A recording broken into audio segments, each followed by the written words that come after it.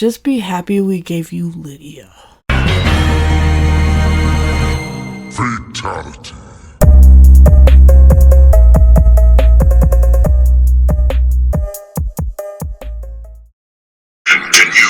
Hey, welcome to another episode of Wake Up 3. We are your hosts, Molly and Cam, and this is a fighting game podcast from a couple who loves fighting games. And this is round 50. Welcome back. We are happy to be here, happy to discuss quite a few things today. But to get started, as per usual, we are going to do a mix-up. And since one of our heavy topics today is that of Capcom Cup, we are going to kind of honor those that we missed a bit this year and talk about what they would play in, or who they would play if they played a different fighting game. So we know we have some players, some rare players like Shao, who play multiple fighters and are very good at multiple fighters. Yeah, but for sure. It's pretty rare to see a pro player in one game, cross over and play multiple games at that level. So I want to talk about 3 pro players in particular that we missed at Capcom Cup this year.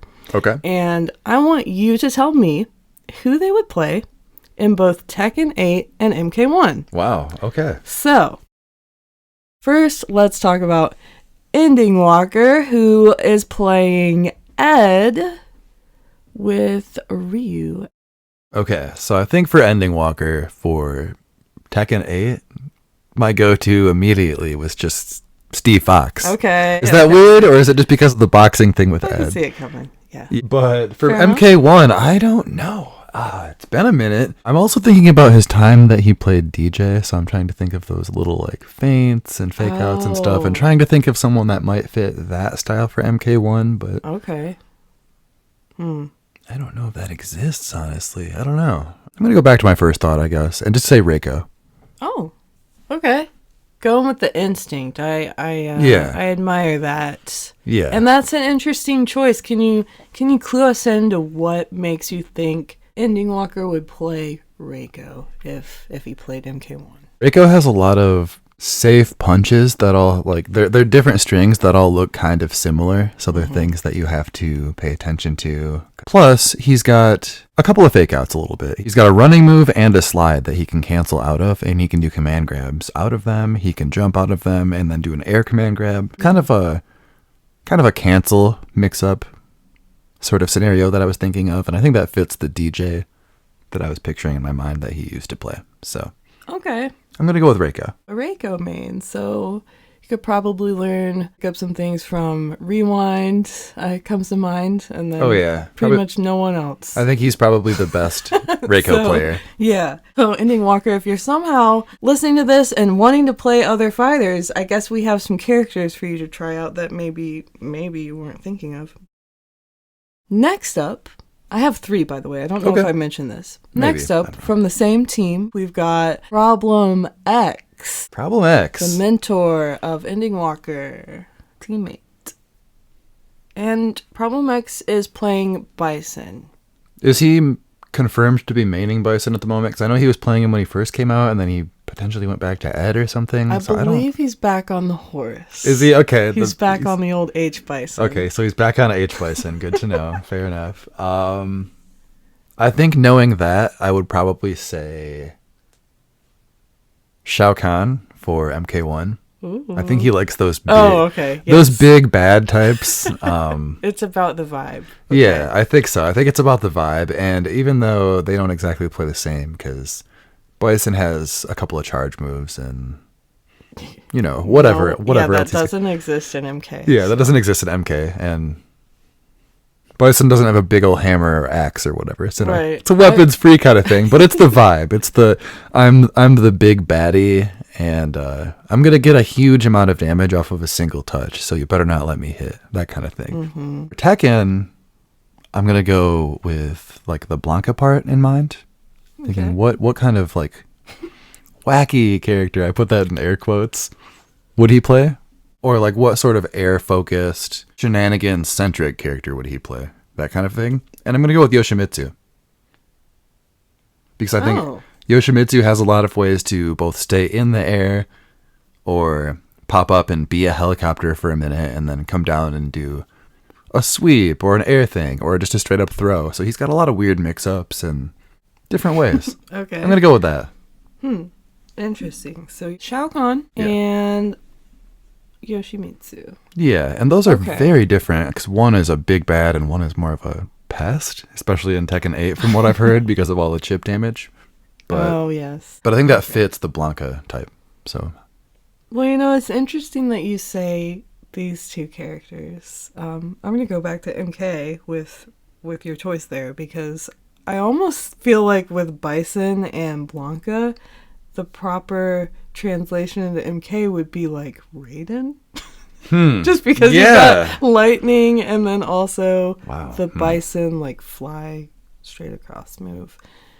Man, you thought about it. You thought about it hard, didn't you? Or maybe that was just the obvious choice for you. I don't know, but I was already thinking about Raiden with Bison, and then I realized, Blanca has a lightning effect going on. So if you were keyed into that, maybe you would look towards Raiden. I don't know that I have anything to counter with your Yoshimitsu choice. I think that's interesting. It's interesting that we're giving ProblemX some weapons-based characters. I was thinking about it. He's only used to wielding a doll.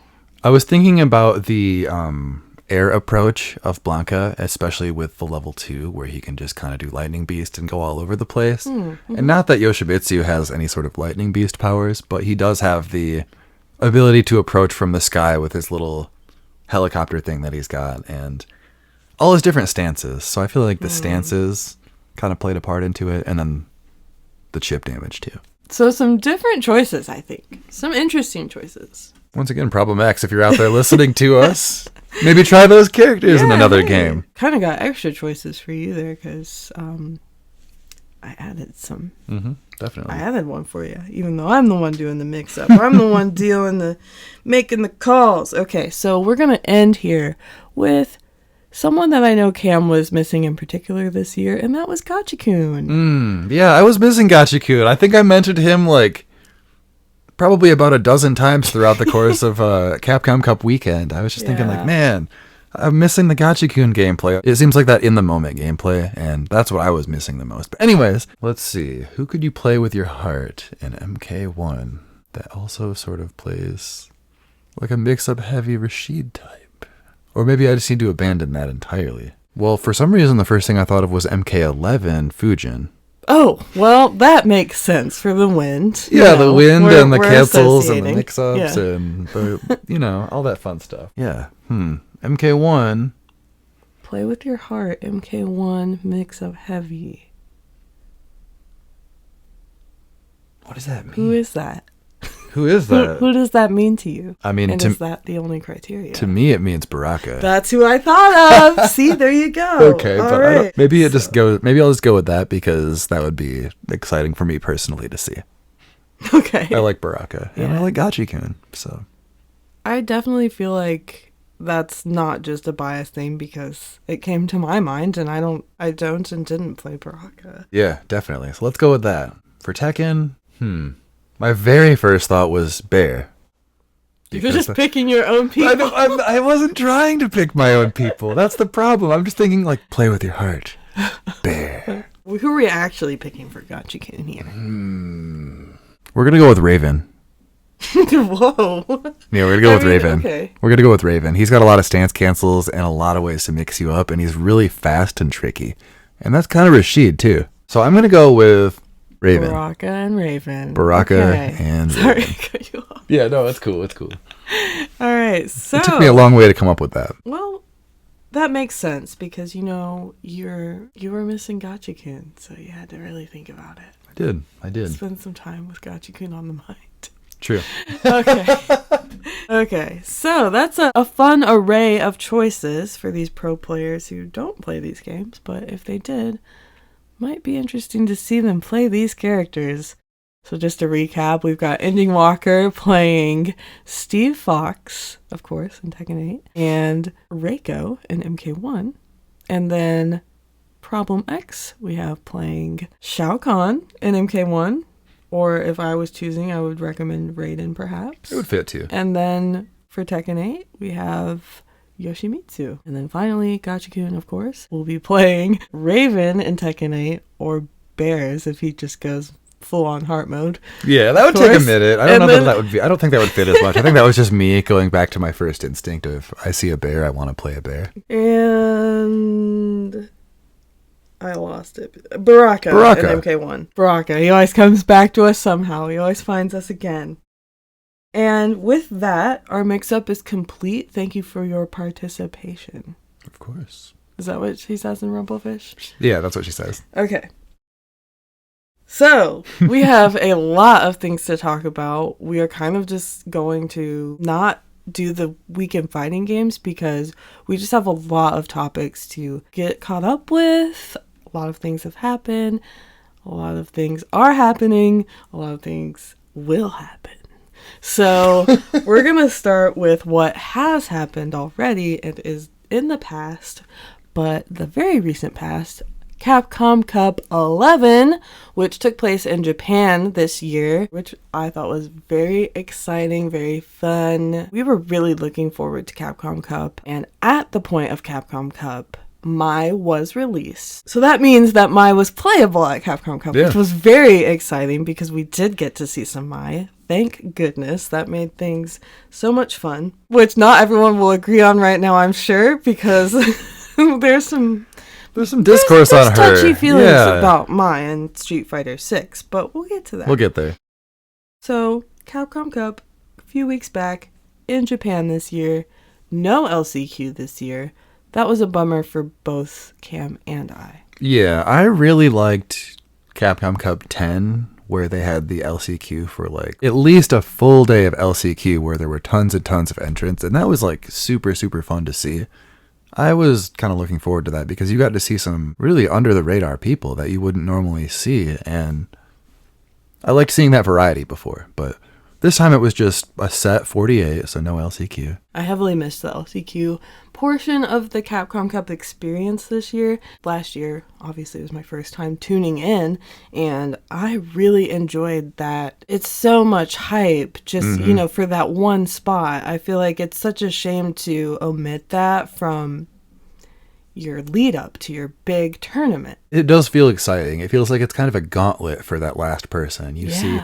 You can see like the craziest upsets because it's just anything goes, Like you said, it's almost like more intense than watching Capcom Cup itself. Maybe that's why they backed off of it, because it's like, who's going to get that last chance? And it's all of these people where you're like, oh my God, this guy too? Like, it's all of these killers, you know? Like, it's a mix of killers and like undiscovered players that are like, who is this completely random player that I've never heard of before? And then they're like the sickest person you've ever seen in your life with like a specialist character. Just a random dark horse out of nowhere. I love it. Yeah, so I feel like I really hope to see that come back in the future. Let's get into the event itself. Pools, I think, this year were a bit less oppressive than last year. It seems like it. If you remember, there was kind of a heavy group with Group F. Some said that there was still like a Group F this year, but I think it was less intense. Yeah, it didn't seem quite as extreme. There weren't so many heavy hitters all in one spot where it was like, oh, they could have split this up better and put some of them up in this category or whatever. So I think you're right. The crazy thing about Capcom Cup is you'll see day one and you'll see a player play a certain way. And then day two, things could completely change. You know, there were players that going from like the first couple of days, you would have expected them to make it out of their pools at least, but definitely. That didn't happen. I think for me, highlights were just discovering certain players I had never really known about before, like Gigi Halibel.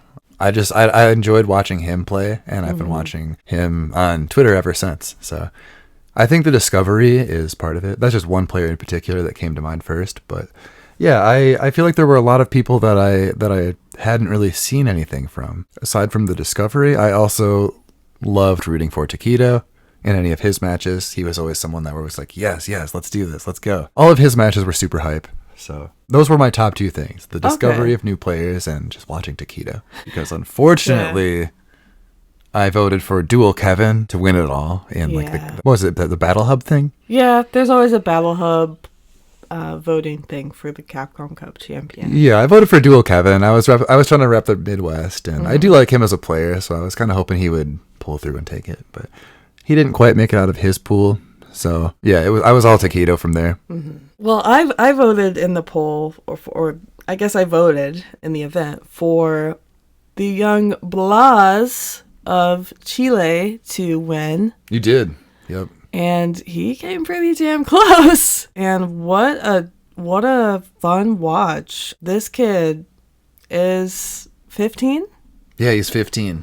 So he is now the youngest to ever qualify for Capcom Cup. So that is very, very cool. He had quite an impressive run. He was one of the players that remained consistently good. Because you saw a lot of hot streaks. Like, whoa, they're off to a great start, and then what happened? There was some heavy fluctuation throughout the 3 days of pools, and yeah, he was on top of it the entire time. I think he pretty much only lost to Kakeru, and spoilers, that's what happened in Capcom Cup as well. Yes. I think one of the really cool things about Blas was he was obviously there with his father because he's not old enough to travel alone. Right. But his father also plays Ryu, and they would review every match right after he got off stage. They would go back and review the match together. And I just think that's such awesome. A neat part that we're seeing in the FGC like now in this era is those that grew up playing in there teaching that to the next generation, like before our eyes. We're seeing the next generation be way stronger, it seems, it seems like it for sure. It's really cool. And when I heard that, I thought that was really neat, that dedication and that built-in coaching that he has with his father, which is great. It's great to see that. And we're actually, it's just a side note, because this is currently happening. Texas Showdown is happening right now. Yeah. And we're actually seeing that unfold there in MK1 with Online Tony, who played SF4, and now has Online Kale, his son, who's dominating in MK1. He's going to be playing against Sonic Fox for the first time. It's just crazy. He's in top 8 tomorrow, so that's exciting. Yeah, it's cool. Just a lot of, whoa, there's like this young talent that's just absolutely surging because of the previous generation bringing them up. It's cool. Man, just imagine having an FGC dad. That's got to be my God, yeah. That's got to be such a built-in, like, buff. Oh, you know what absolutely. I mean? Absolutely. Carrying that buff for life. Yeah, that's awesome. But back to the highlights that we're talking about. Blas, super excellent play. Just absolutely crisp. Obviously, he got to second place, so that's a huge, huge accomplishment. But he did excellent, and I think it was pretty funny that post Capcom Cup, Kakeru was on stream playing Ryu. Mm-hmm. I think I would also be playing the character that got me $1 million. Like, yeah. But he was like shouting out Blas. He was also using the title card that you earn for guessing the correct person that's going to win Capcom Cup. Yeah, he voted for himself and won, obviously. Self-buff. So, yeah. All right. Nerf JP because he deserves it. Yes, he deserves it. Nerf this old man. We've seen it enough. The energy there, the player walkouts and everything, I feel like it had a very distinctly good energy with it did. With the way that it seemed like players had more of a free feeling energy, fun. Yeah, maybe like more easygoing. Of course, there's obviously some serious moments. Of course, like when Kakeru has to walk out and has to stand like JP. Right. but then, as soon as that guy smiles, it's like, what the heck? Yeah. It's like a different person. Right. One of the things that I really enjoyed from all of the little like random expressive highlight moments was when Noah the Prodigy won his first match and then ran around the entire stage in his socks on the final day. Gotcha. He's like top 16, he wins his first match, and then he just paraded around the stage in his socks, and I loved seeing that. That was so funny. Noah the Prodigy. I was really looking forward to seeing Noah in Capcom Cup. He's a fun one to watch. He's entertaining. He's entertaining, yeah, yes. for sure. Yes. And he too has come a long way from the trenches, as they say, and also has, a father who is supporting his dreams and has been since a young age, throwing his homework in the garbage. Throwing his garbage into his homework and just saying, "Here, deliver this instead." Yeah. Watch some Street Fighter replays instead from these Japanese players. So Noah has come a long way, and he definitely made an impact. Yeah, Noah with the slides, the socks and slides every day. Yep. Gotta love it. And yeah, he played all Luke except for a surprise Cammy, which really threw me. I just didn't think it was the right choice. If I was in Noah's corner, I would have said, don't do it. But I guess anybody could say that after the fact, though, right? Right, but yeah, in the moment, I was like, this isn't the move. This just isn't the move. It was exciting when Shao brought out Mai. And he was kind of slandered in the first match that he lost as Mai. And the commentators were hounding him like, no, there's no way you're going to stick with Mai. All right, character select. Please just pick character select for him as a mercy. Because Shao just wanted to go right in. Yeah. Like, nope, we're not done. And it worked. It worked, yeah. So we got to see some, I feel like anytime you see either a character you rarely see, and then you see some character loyalists show up, it's like, yes. Not that he's a character loyalist, he can play anybody, but he chose to play Mai, bring some S and K to the table, which was cool. It was cool and to of course, he didn't always play her. And he wasn't the only one that tried Mai out. No, we had a couple other Mai players. There were a couple. So that was really interesting. It's always like fun and fresh when that happens. Yeah, so she'd been out like a month at that time. Mm-hmm. I think character-wise, character representation in this Capcom Cup, what can be said about that? Was it very different, do you feel, than the first Street Fighter 6 Capcom Cup? I feel like the character representation was a little bit more varied this time. I mean, we still obviously didn't see everybody. There was no Jamie, no Lily, that kind of thing, But yeah, just the low tier people that no one picks because they're too much effort in this game, or just, I don't know. I don't know what it is exactly, but yeah, those characters that you play. Okay. All right. But we got to see quite a few random characters that I didn't expect. Like, we got to see a little bit of Honda at one point. Like, there was like one Honda match. Oh yeah, there was.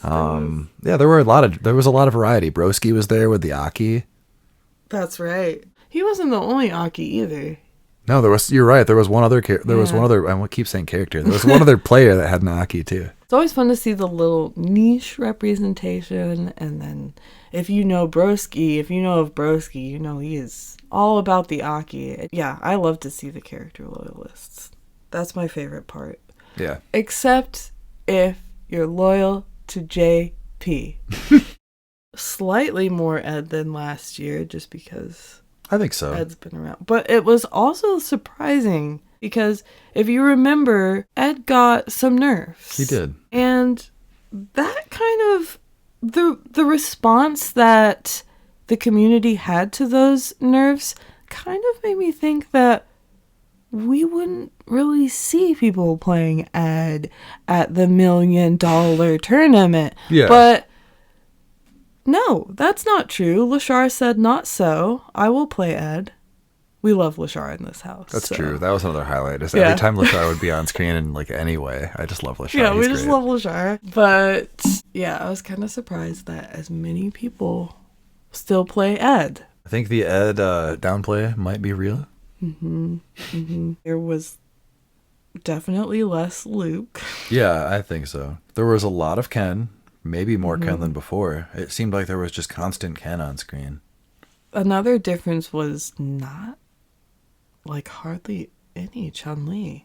Yeah, that's true. Same kind of with Jury and DeeJay. They felt like there was a bit more of them last year, and this year there just wasn't. And I know DeeJay suffered some nerfs as well. Yeah, it seems like just the loyalists are sticking with DeeJay at this point. Yeah. The DeeJay enjoyers. It's still fun to see the loyalists, of course. I love to see a DeeJay loyalist, a Jury loyalist. They always just, like, blow my mind, entertain me to death. Well, I think, is there anything else you want to say about Capcom Cup 11? It was great. I watched as much of it as I could for like all 4 days. Mm-hmm.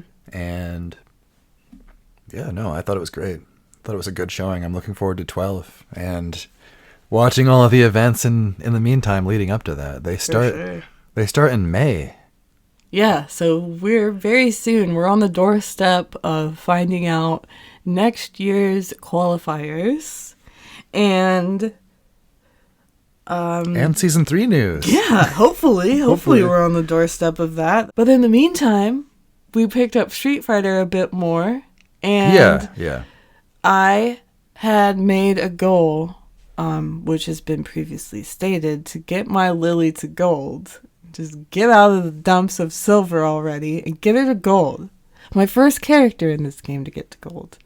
And I'm happy to report that I have made it. Yeah. This is a gold Lily player speaking. We had been out of the game for a bit, like 6 months or so. Hadn't really been playing quite as much Street Fighter. If I did, I would pop in, play like a random character like Jamie or something. A lot of Jamie shade this episode, I guess. I don't know what it is. Out of nowhere. Yeah, I know. I don't know what that's all about, but we'll just go with it. Yeah, we finally both got back into it, though. We came back in with... I was kind of hyped for the SNK aspect of like the guest characters, minus Terry, because Terry's not very exciting to me. So I decided to try to just kind of go all in on Mai for a bit, and it was a lot of fun. I didn't have a ton of success, but it was still fun. I feel like that's more of a passion character for me than it would be I feel good with this character. That's how I feel about Mai's release anyway. So I've been kind of playing her quite a bit and enjoying it, doing badly, and then in the end it got me to just start playing the game again more, and I'm back on my DeeJay. I think their version of Mai is good.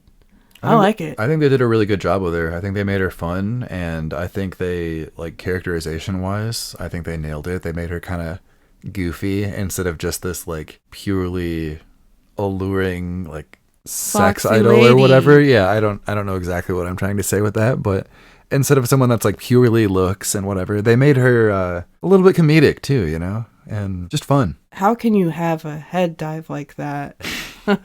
I love not that move. Be comedic? Come on. Yeah. But people are having a hard time with Mai in Street Fighter. I think they just need to hang in there. Yeah, I think they just need to get used to playing her. Yeah, it'll be fine. You just need to just get used to it. Mai aside, she's great in Street Fighter. They nailed it with the extra looks too. They did the City of the Wolves outfit. Yeah, I love it. It's great. And they, Street Fighter does all their color options, and I think if you're a Mai fan, it's great. But moving on to your journey of getting back to DeeJay, because I do want to talk about that. It was a journey. It started out with you wanting to, I guess, play Mai, but then that turned into Jury. Yeah, I was trying to go back to Jury because I've had a Jury journey here and there. Yeah. And I just couldn't really get it to work, I guess. And then I just decided, you know what? I'm going to commit with my... OG character from the very beginning and just go for it. And I've been doing that and it's been working. And I've discovered that I just really, really enjoy charge characters. And when I'm not playing a charge character, I kind of miss it a little bit because I want to be holding back anyways. And it feels so, or holding down anyways, you know what I mean? And it just feels so satisfying to get somebody with one of those hard reads. Mm-hmm. So I'm realizing something about myself that's like my favorite thing now, pretty much. And yeah, I don't know what that says about me. I've evolved as a player a little bit. I used to love the rushdown where I could just stay in your face and do quick mix-ups, but yeah.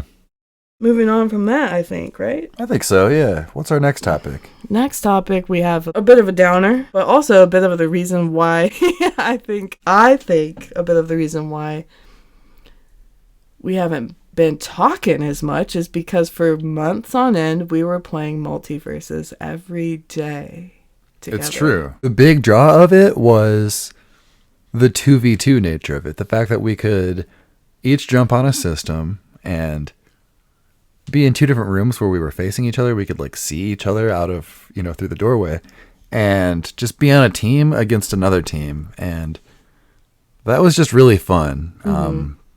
I found out that I enjoy that 2v2 nature for like a fighting style game. Yeah. Yes.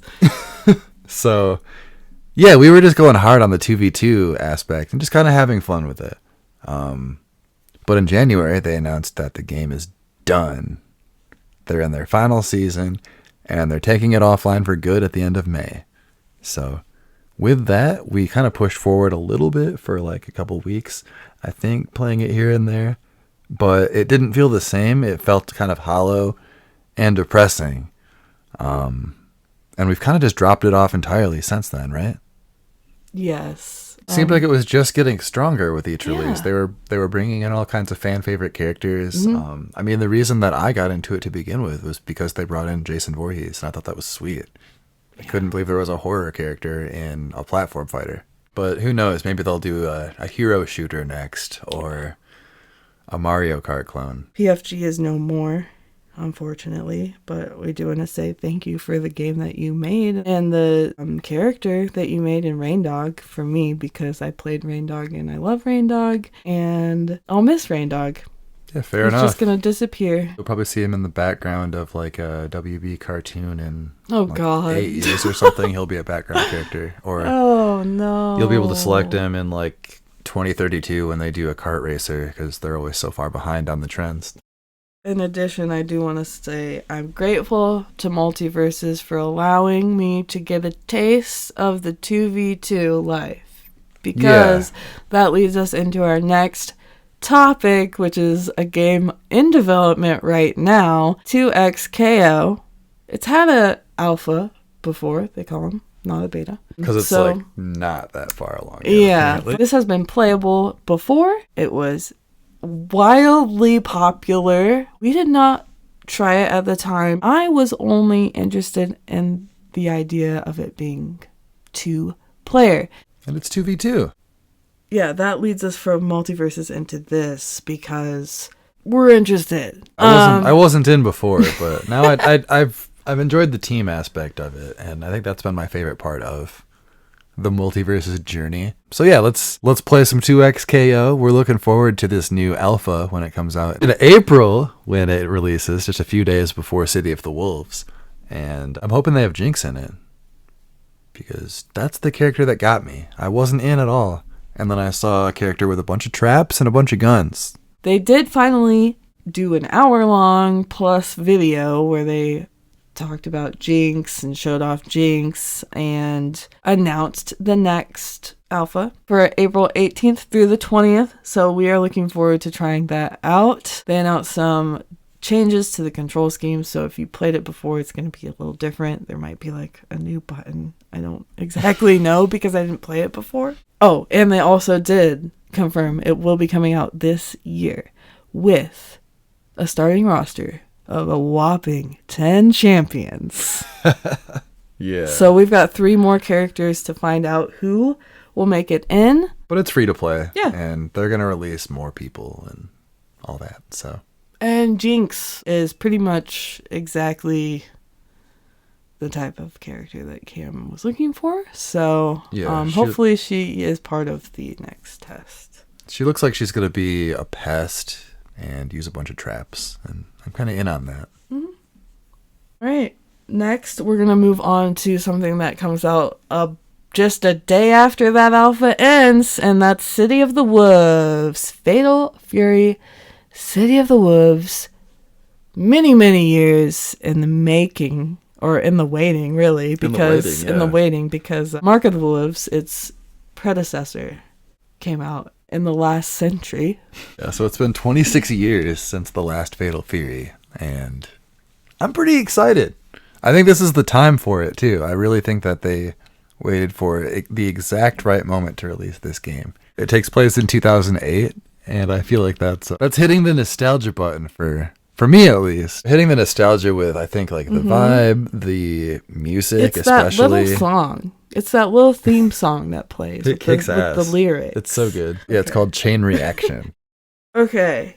So City of the Wolves, there's a lot to talk about. We've talked about the fact that Ken and Chun-Li are DLC for this game. Guest characters, Insane. Which is cool. Yeah, pretty cool. It's awesome. But there's a lot that we haven't been able to say about it, including the most recent announcement. Do you want to say?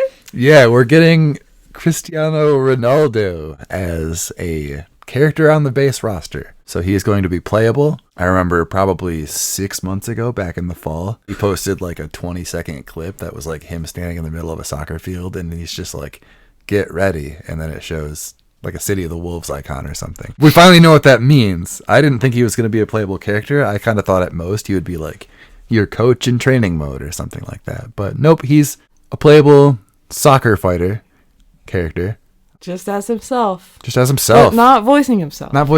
No, he is not voicing himself in either the US or Japanese voiceover tracks. No one, I think, expected this form of inclusion.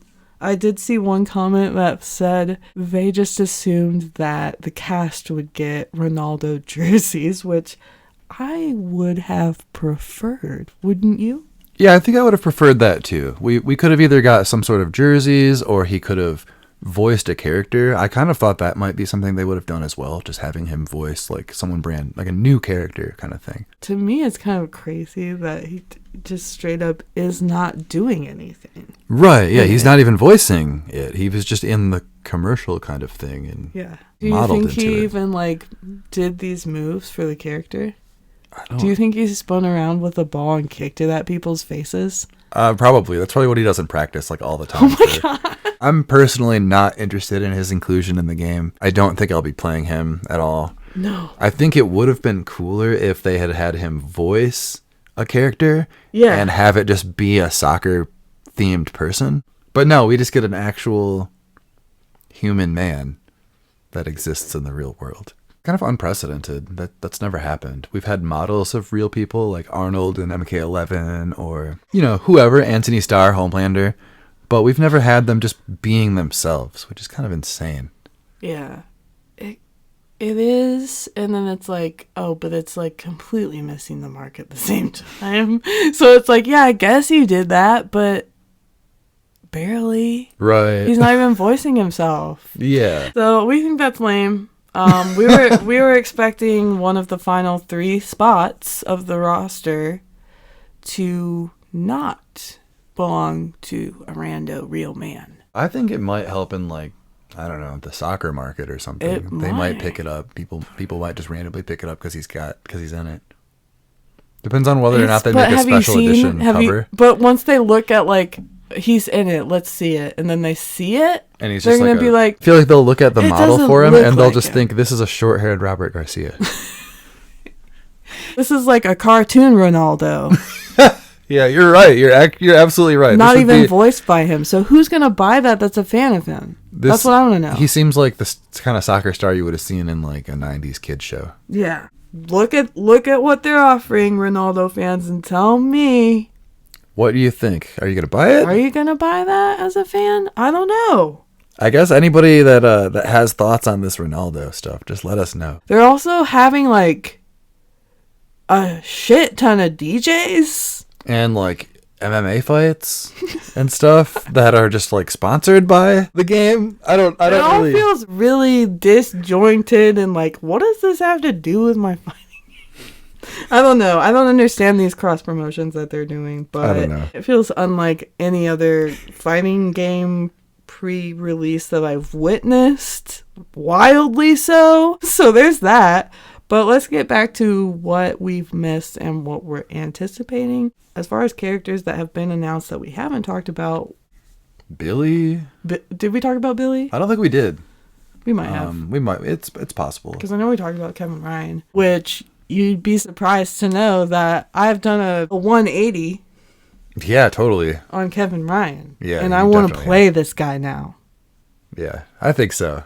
Also, Vox sucks. Vox is not cool. But we never said we were excited about him. No, true. We played quite a bit of the first beta, and I feel like I was trying to give Vox a chance in the first beta, thinking, yeah, I don't know, he's a Grant stand-in, he might be cool. I'm just going to keep playing him. But after playing a single set with him in the second beta, I just don't enjoy him. I think I was ready to be done playing the character by the time this set was finished between the two of us. Like, we got to like the final match or whatever, and I think I was mentally checked out. Like, all right, I'm done with this guy. I don't want to play him anymore. All that to say that Vox is a character that is very much not for me. Yes. Oh, and I know a character that we have not, definitely have not talked about. Kahn is in this game. Yeah, and he's cool. And Cam really likes him. I thought that I would really like him too, and then I found out that he's like part charge, used to be like more charge. Yeah. And I don't understand the charge life. Like I'm not about that. So he is cool, but not for me. I really enjoy him. I think I'm having fun with him so far. I'm definitely not very good with him yet. He's a little bit tricky because he's got all the projectiles and then the traps and the charge moves, and to get them all to work all together, it takes a lot of practice, I guess, and I'm just not quite there yet. We're waiting on 2 more characters to be announced for the roster, the base roster. Yeah. And so far, the list is... It's like every character from Mark of the Wolves, but replace Vox for Grant. Yeah, Dong. And then it's missing Jaehoon, Hokutomaru, and... Is that it? See? I don't Freeman, know. and Freeman. It's missing Freeman, but we don't care about Freeman, and we don't want Freeman. No, we don't want Freeman. We do not want Freeman. He's lame. He's SNK's Remy. It's true. Like, they're the same.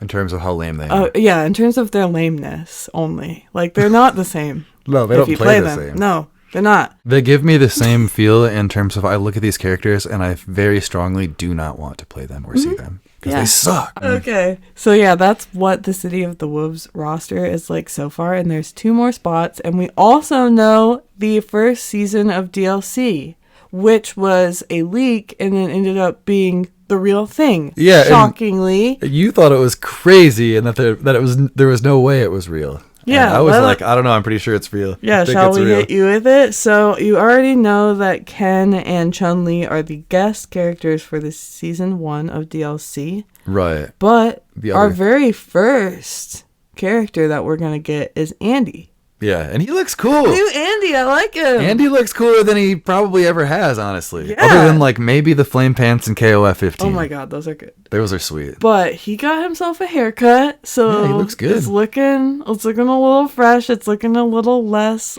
lame and long and straight. It's got like some spike to it, some volume. So yeah, Andy first and foremost is coming to City of the Wolves. Wearing a new outfit. And I can't wait to see some interactions between him and Mai. That's what I'm looking forward to probably the most. So it's Andy and then the guests and then Joe. Yeah, we've got Joe Higashi. Joe, Muay Thai champion. Now how should we show that 2 years have passed for Joe? Let's give him some glasses. His eyes just got a little bit worse. He needs glasses now. He needs glasses. Because it's 2008 and Joe's been around for a while now. He's getting older. That's how they show. It's ridiculous. It's crazy. When that was part of the leak, I was like, there's no way. Yeah, you saw that and you were like, that's fake. I thought it was fake just because of that. But no, that is real. That is the 100% fully committed direction that they went with Joe. I'm not convinced, you guys. Character that it's going to be really easy for me to just not play at this point. Yeah, Cam already didn't care about Joe, and now you took away Mummy Joe as an option and gave us this. If he had been turned into a mummy, I would be all about it. Sheesh. Yeah. And the final DLC character, though, the one that I am looking forward to the most, Mr. Big from Art of Fighting. I don't know how much we've talked about Art of Fighting 1 on this podcast. It's kind of jank. It's not as bad as like Street Fighter 1 jank, but it's still pretty janky. But no, Art of Fighting 1 I feel like still has some fun to it. It's just, it doesn't hold a candle to like anything that comes after it, obviously. Yeah. It was like 1991 or something. They were, they were at their beginning. But start somewhere. Anyways, Mr. Big is a character from that game, and he was probably the first character in any of those retro games that once I picked him up, I was able to just figure out his bullshit. And he can't jump in that game, but he doesn't need to, and he can roll. He just seems like he kicks ass. He's really good, right? I don't know what it is. Don't ask me. I don't know what it is. I don't play that game anymore because of this guy. Yeah, Molly refuses to play Art of Fighting 1 with me now because if I pick Mr. Big, it's all over. she'll just rage quit. Yeah, and if Cam ever enters a side tournament of Art of Fighting 1, he's going to play as Mr. Big, and I'm just going to be on the sidelines heckling him. Fair enough. I'm very much looking forward to his early 2026 release in Fatal Fury. And just using him because I just want to see if I can emit even a small percentage of that rage. I hope not. You think he'll see. Yeah, we'll see. I don't know. He's DLC, so that's like concerning. Right. But we'll see. The game comes out April 21st if you pre-ordered it. Yeah. So we will be playing the full game then. And our hopes for the final 2 characters on the roster? What do you think? I hope that we're going to get Geese Howard, and I do think we will. And then probably Hokuto Maru is what I'm guessing that we'll get him as well. So I don't think we're going to get the other brother. I don't think we're going to get Jae-hoon this time. Unless maybe he's just a secret character or he just shows up in a stage or something. I don't know. It's a little weird to leave him out, but I'm going to guess the little boy ninja and Geese Howard. Geese makes sense for me. I feel like Geese has to be the final announcement. He's got to be. He's in almost... If he's not, I would be confused. Yeah, he's in most of the Fatal Furies. He was not in Garo, and he was not in, I want to say Fatal Fury 3. But he's in pretty much all the others. Yeah, let's have some Geese. I just want to say that I hope Duck King makes it. I hope so. I think he belongs in this game. I think he does too, because he's been around in quite a few of the Fatal Furies as well. He was in most of the Real Bout series and in Fatal Fury Special, Fatal Fury 2.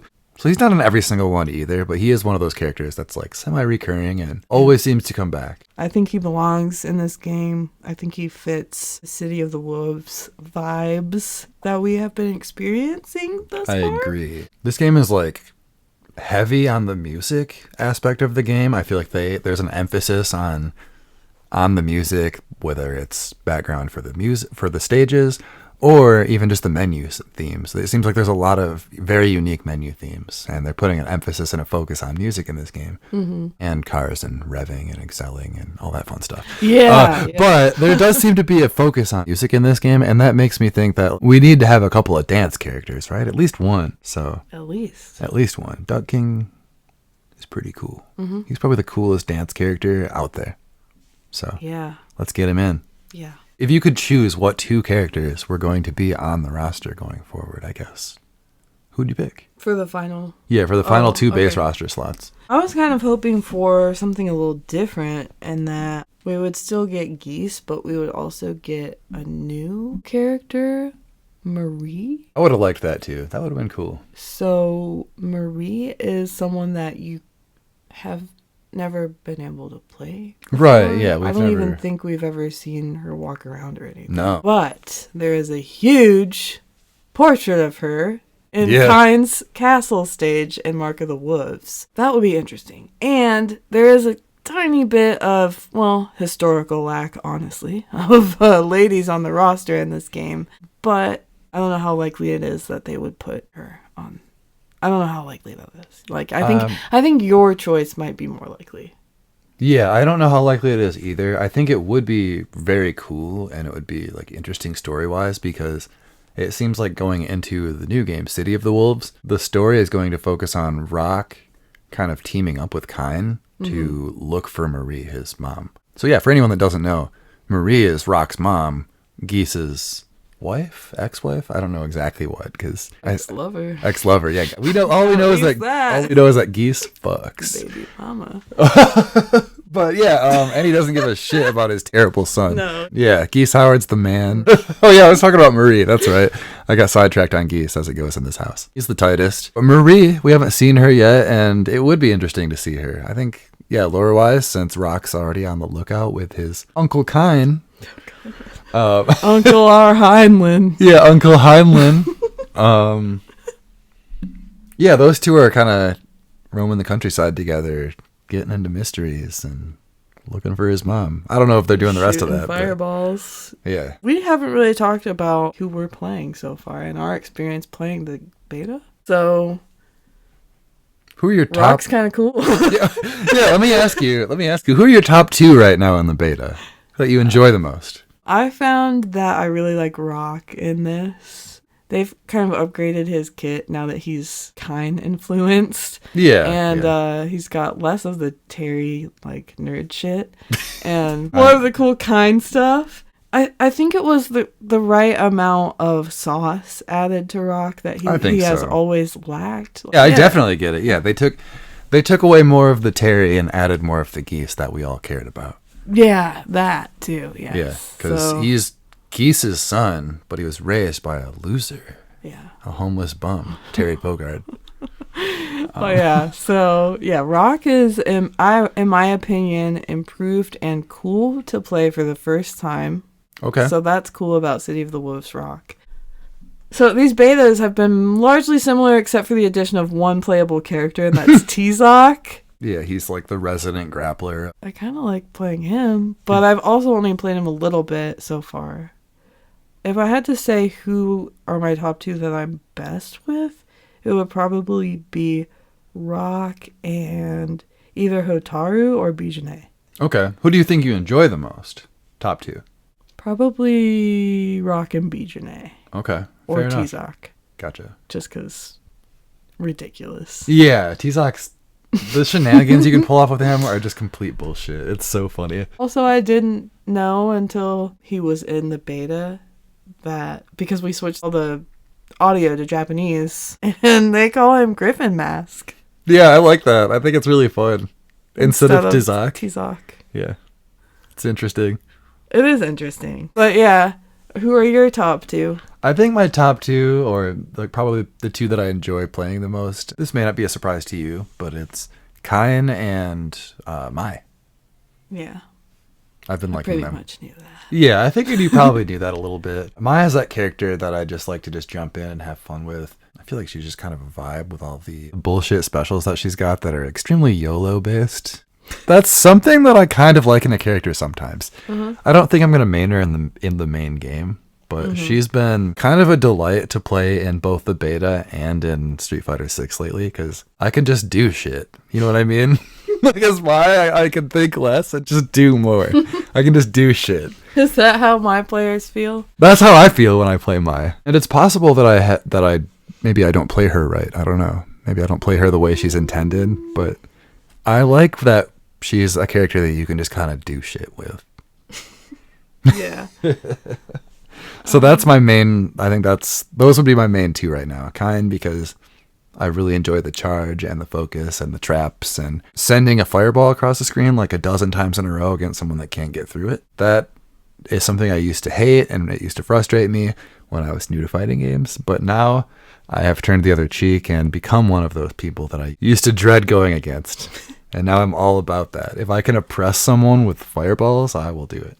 Those two have been the most fun for me. I did kind of like Bijane as well, but I think her movement just feels a little less natural to me. She feels like that Super Mario Bros. 2 Peach vibe where she's got the float. Didn't you say Mai has a float? Mai has a small float that's like you can do it in the air and then delay when you come down and do a little poke into something else. And I really like that. She's all about that ninja speed. I tried to get Cam to kind of lightly on board onto the Bijane Express, but it's just her movement that bugs me a little bit. He's not there yet, but I'm trying to convince him that, like, pirate life, he might align with this character.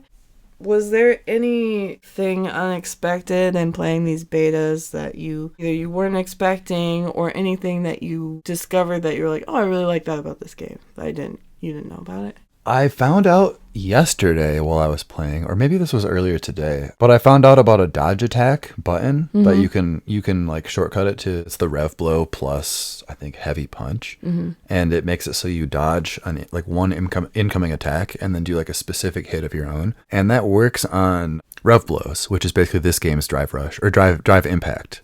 It's this game's drive impact. So instead of countering like a DI with another DI, you can counter it with a dodge attack and then go right into a special. And you know what you can do with specials in this game. You can just rep cancel special into special into special. And that's really cool. So instead of just responding with DIs, I just found out today you can respond with dodge attack into a bunch of specials. Okay, that's cool. And that's probably like the coolest thing I've discovered recently. There are a lot of crazy mechanics in this game. Speaking of, a lot of defensive mechanics. Mm-hmm. I love the what is it? It's not perfect parry. Yeah, just defend. I love that. And something you can do with the just defend is do it while airborne, which I also think is very cool. Yeah, it's very satisfying to land a just defend. It is. It's got a good sound and a good visual cue for it as well. It's nice. Yeah, I think they nailed that.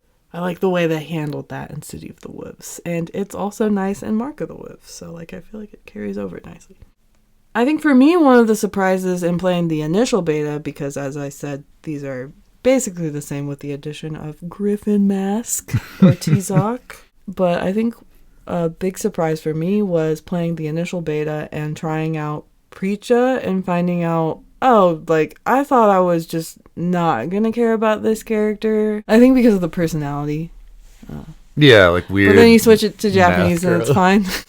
When I tried playing her, I was just thinking I'm not going to care. But she's actually pretty cool for a new character. She's got cool effects. She's got these pinks and blues. And it's kind of like her hair color, in her base color. Yeah, I think that looks cool. It's kind of fun. And I feel like she's also got that easy to pick up feel. Yeah. So I think she would appeal for people who don't really know who they should play and also don't have the best handle on the game yet. She does feel very beginner friendly. I think she's a character that you can pick up and immediately do cool looking shit with. Yeah, for sure. That's what it is.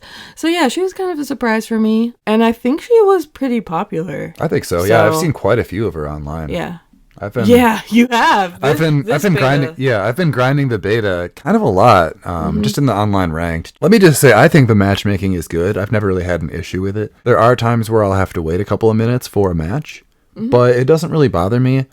And they gave us training mode that you can just sit in and be in while it searches. That's the best. Which is great. That's ideal. Tekken, Street Fighter, now Fatal Fury, they're all doing it right. I hope that the next NRS game they catch on and give us a training mode that we can just sit in during matchmaking. Because that's peak.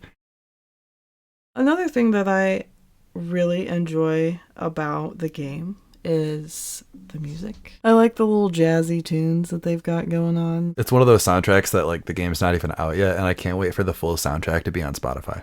Yeah, I think they're nailing the vibe. So really looking forward to that full release at the end of April coming up.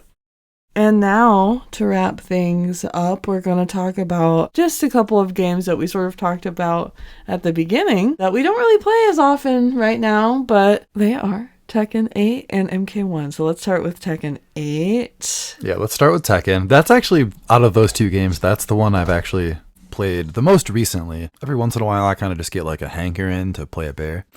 So I'll just jump in and play Kuma here and there. Let me just say that here and there is very rare.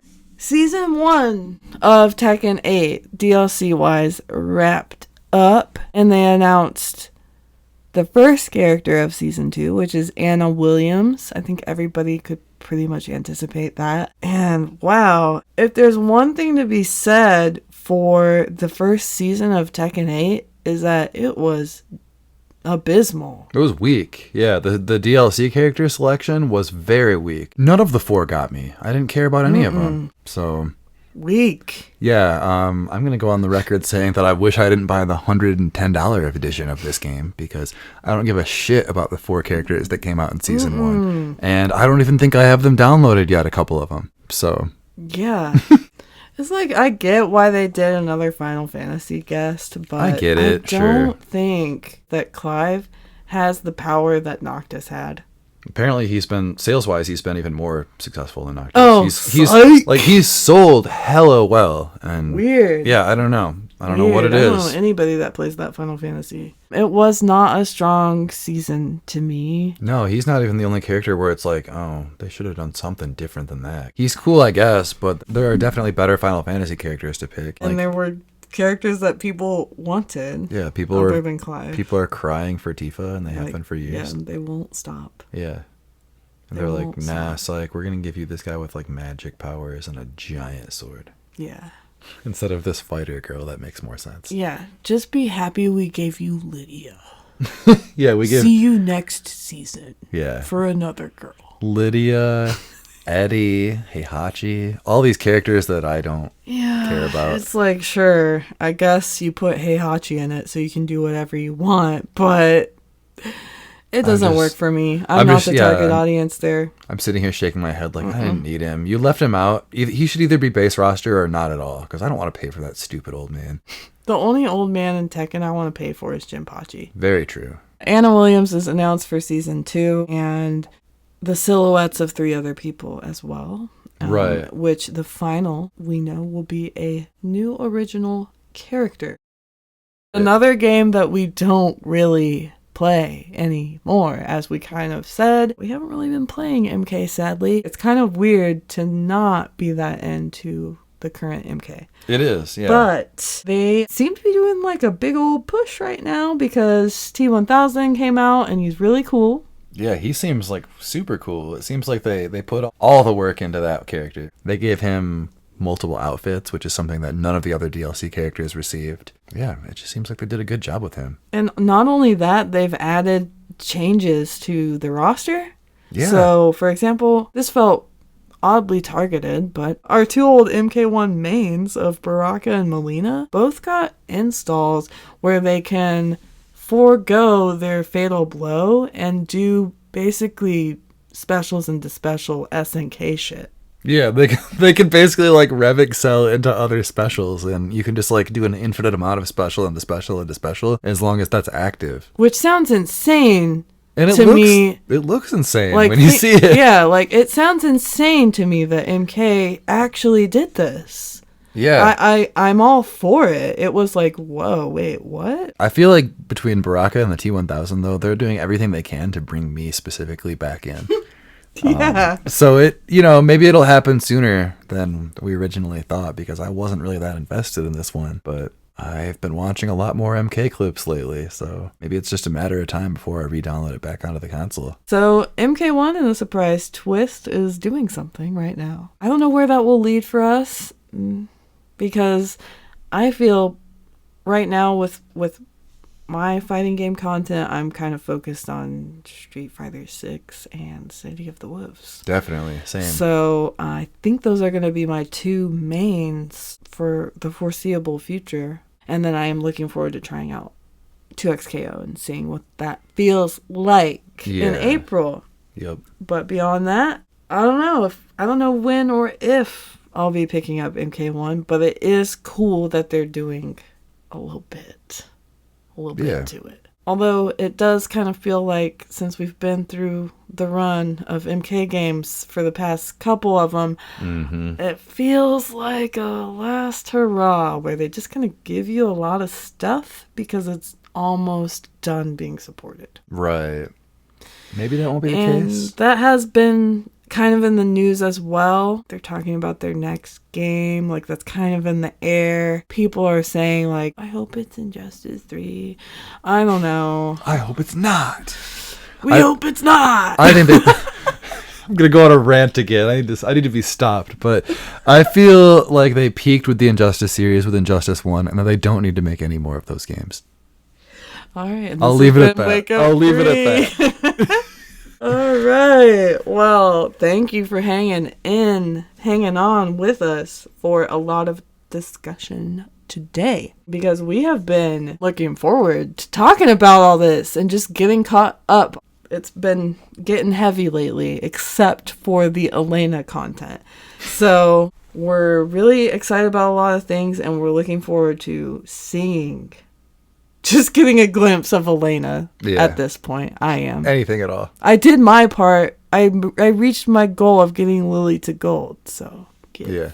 I think someone else just needs to remind Capcom, like, hey, can somebody did you guys forget something? Slip a note under their door that's just healing? ? Healing as a level 1? ? Please. Thanks for joining us on another episode of Wake Up 3. You can follow along on Twitter at wakeupthreefgc, and you can find me, your host Molly, on Twitter at kahnkut. That's KAHNKUT. Cam, where are you? I am also on Twitter at bigruckonline.